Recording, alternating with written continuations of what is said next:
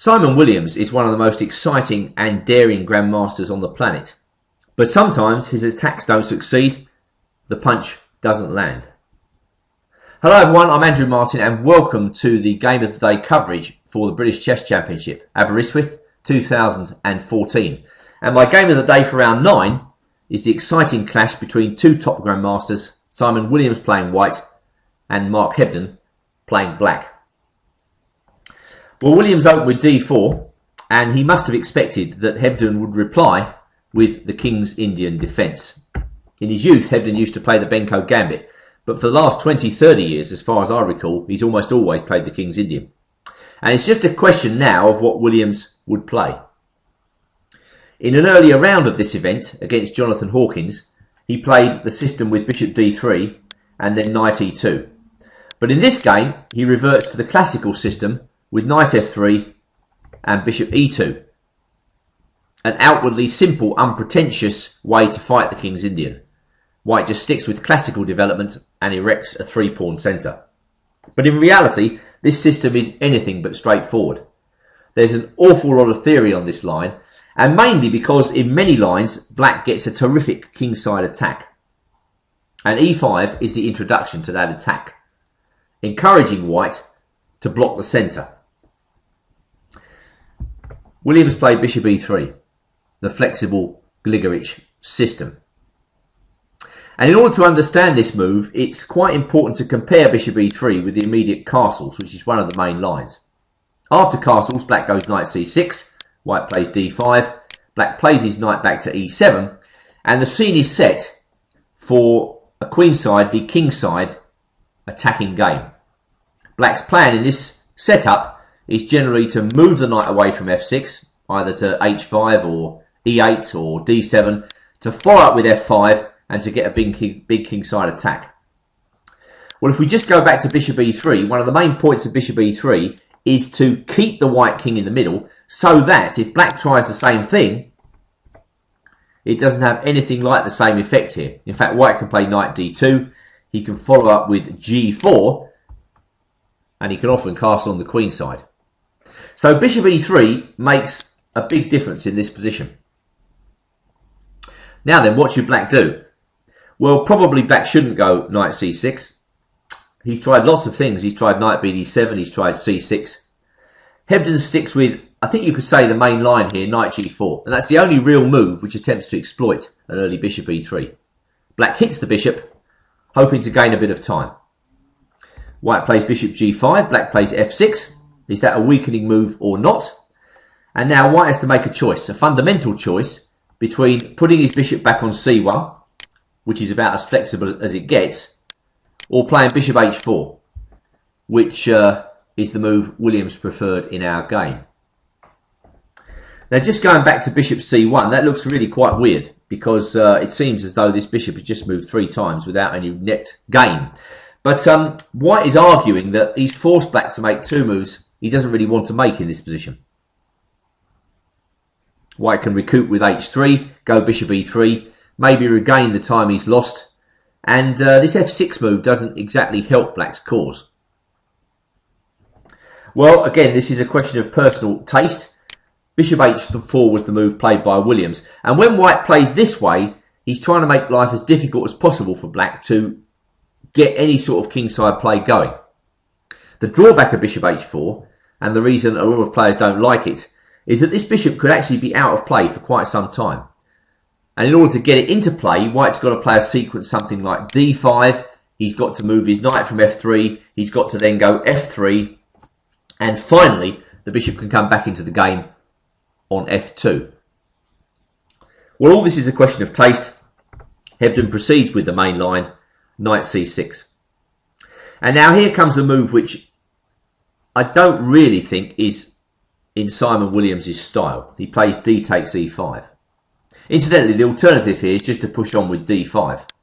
And then white's probably got to go through that sequence I mentioned earlier. Knight d2, f3, and so on, with play similar to the Petrosian system.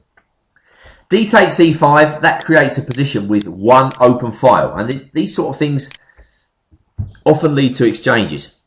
And early exchanges, I don't think, are really Simon Williams' forte. He's more comfortable in a very complicated situation. So Hebden was probably happy here, and now white put his knight in on d5. Okay, is that knight strong or vulnerable on d5? That is the real question here. Certainly black would like to move his knight on c6 and to eject that knight as quickly as possible with pawn up to c6. A clear alternative here is queen d5 check. That's been played in lots of games, and white can exchange queens if he's feeling rather dull here, although that generally leads to nothing for him. So going back to the game, knight d5. Hebden voluntarily retreated his knight to h6. Quite often f7 could be a very useful outpost for that knight. White goes h3, and now I think a new move here, pawn up to a5. An unusual idea, but very typical of Mark Hebden. And it's very instructive to see how Hebden uses this move positively later on in this game. Now the first point of a5 seems to me to be that black is thinking of shifting that knight on d5 by playing knight b4. At least a5 gives him the opportunity to play that move. Black might also be thinking of creating a reception committee for the white king should white decide to castle long. For instance, the jab a4 and then a3. You can see black is getting counterplay. But top priority in this position seems to be, from black's perspective, to try to shift that knight on d5. So black's always looking for the opportunity to move his knight out of c6 and go c6 himself. So let's see whether he manages to achieve this. g4. Well, most unexpected and very committal. Both hallmarks of Simon Williams' style, but I wonder whether that is a move which blends in with what white has done already. You know, he opened the d file, he gave black the highway to exchange pieces if he's under attack, and then he goes g4. Can this be right? I doubt it. But probably Williams is just trying to create a position, you know, which he felt comfortable in. Now, what are the alternatives? Well, certainly c5 is an alternative here. That I think you could describe as thematic, and white plans bishop c4. If black attacks the pawn on c5, it's easy to defend with, say, rook to c1. White could also, for instance, castle here. I mean, I don't see what's wrong with that. And then we don't get another typical position after knight f7, c5. And I would say this is a kind of typical position for this line. If black plays knight b4, we go bishop c4. I'm not sure that black should be in any trouble here. He can trade on d5. He can put his queen on e7. He can then go c6 and play bishop e6. And black manages to deploy his pieces satisfactorily.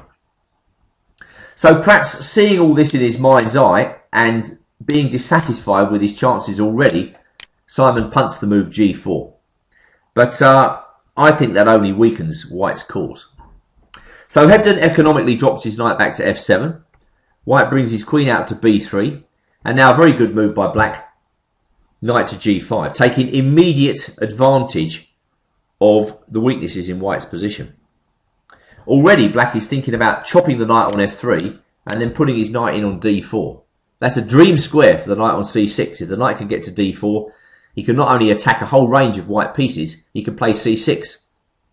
So I'm not at all sure that this opening has worked out very well for Williams. And after castles on the queen side, as played, he kind of puts his king in the firing line. So I think we can safely say that white is reaching a position that he doesn't feel comfortable playing. Now the computer suggests that maybe bishop takes g5 is a better move for white, but I'm not sure I believe that. After f takes g5, c5, black can go a4, even allowing a double discovered check here, because after king h8, what does white have? He can take on c6, we take on b3, he takes on d8, black can play rook takes a2, with excellent chances after castles, rook takes d8. Maybe black is much better in this line with two bishops and very active play. But after castle's on the queen side, well, black gets to plonk his knight in on d4, and that's exactly what white doesn't want to see. And whether he takes with the bishop or with the queen as played, that knight's coming in. And it's going to prove very difficult to shift unless white elects to sacrifice here. Now white can move his queen. He can certainly go queen d3. Black goes c6. Black is definitely for choice. This is the difference between a hole and an outpost. White's got a knight on the outpost at d5. When you put something on an outpost, it can be moved away, and black is moving the knight away with c6. The black knight has sunk itself into a hole in the white position, and when you put your knight into a hole, it means it cannot be dislodged by a pawn. So a big difference in the respective positions of the knights. So Williams makes a radical decision. He has to shift that knight. He sees c6 coming up. He sacrifices the exchange. And then he goes for one of his trademark blitzkrieg attacks with e5. The only problem is, in this particular position, it's unsound. And Hebden plays a very natural move here, g5, to break the pressure on f6. Against lesser players, you know, this type of brazen attacking play can often win the game for you because they panic, they falter in defence, and you win with your attack. But Hebden is absolutely calm under pressure. He plays g5, and he sees that if white goes e takes f6 here, now comes bishop e6. Calm development will see black through in this position. Black is the exchange up. He's winning on material. And if we go knight e7 check, black can take that knight. White recaptures, black takes on f3, bishop takes f3, and g takes h4, leaves black a piece up. So Williams doesn't like that. We go back to the game now. After g5, he played bishop g3. Well, Hebden again played a very straightforward move. F takes e5. Williams plays queen e4. And now really the manoeuvre of the game, as with bishop d3 coming up and pressure against h7, Hebden finds a very nice defensive idea, which actually turns out to be an attacking idea in the long run. He plays the rook lift, rook a6, bishop d3, and now rook h6. Excellent stuff. Renewing the threat of c6. That threat of c6 is incredibly awkward for white. And as you can see, the knight actually has no squares. So white's got to continue with his brazen attack. He plays bishop takes e5. Again, Hebden's very, very calm. He plays c6. He allows the capture on g7. He allows the check on e5. King f7. And the white attack has run completely out of steam. Now black is material ahead. White still hasn't got a square for his knight on d5, and he's got no checks either. Williams again tries some bluster. He tries f4. Hebden is completely calm to the end. He just takes what's on offer. Williams opens the f file for a possible check with his rook, and now again a very calm move here, rook e6. This rook has fulfilled both defensive and attacking duties since it came into the game. And now I think white's got nothing. Black's king can just retreat to maybe g8, sometimes e8, and white is out of steam.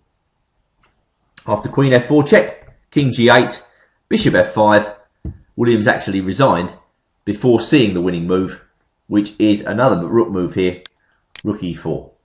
Rather than see that, white decided to pack it in. And this move, as you can see, wins immediately.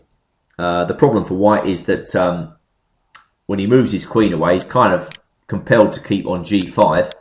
And if he just goes back to d2, well, the simplest win is to take on f5.